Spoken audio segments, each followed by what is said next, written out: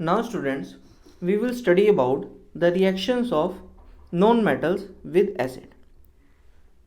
Here we have the first point is that non-metals do not displace hydrogen from dilute acid.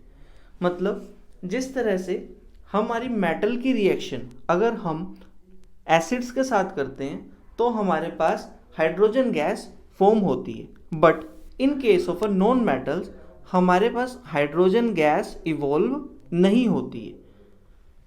It means the property of the non-metal and chemical properties of non-metal with the acid is just opposite to the metals. We can say that non-metals do not displace hydrogen from dilute acids. And the second point is that, for example, carbon और sulphur, अगर हम carbon और sulphur के बारे में बात करें, so these both are non metals does not react with a dilute acid. ये दोनों ही नॉन मेटल्स डाइल्यूट एसिड के साथ रिएक्ट नहीं करेंगे.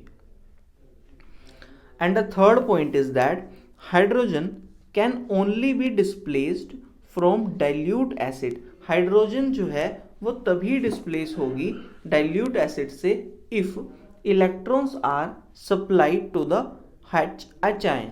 मतलब अगर हमारे एच आयन को कहीं से इलेक्ट्रॉन की सप्लाई मिले, if a electron is supplied to the H ion, then हम कह सकते हैं कि हमारे पास हाइड्रोजन गैस में evolve in case of acids.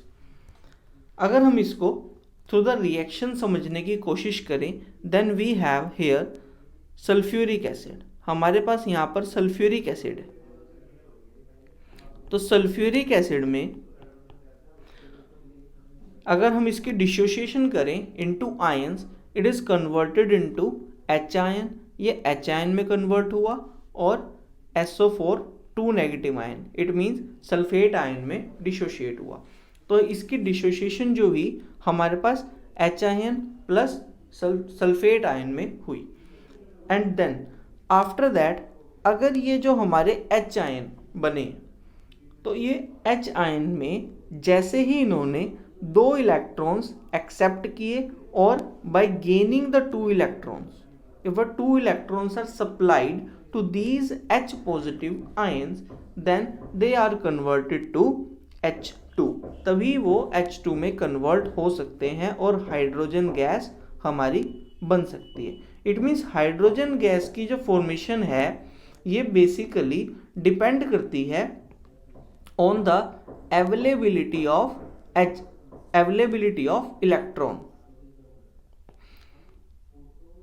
अगर आपके पास इलेक्ट्रॉन की अवेलेबिलिटी होगी तभी हमारे पास वो जो H पॉजिटिव आयन है इलेक्ट्रॉन को एक्सेप्ट करके it will converted into H2 gas और वो H2 गैस में कन्वर्ट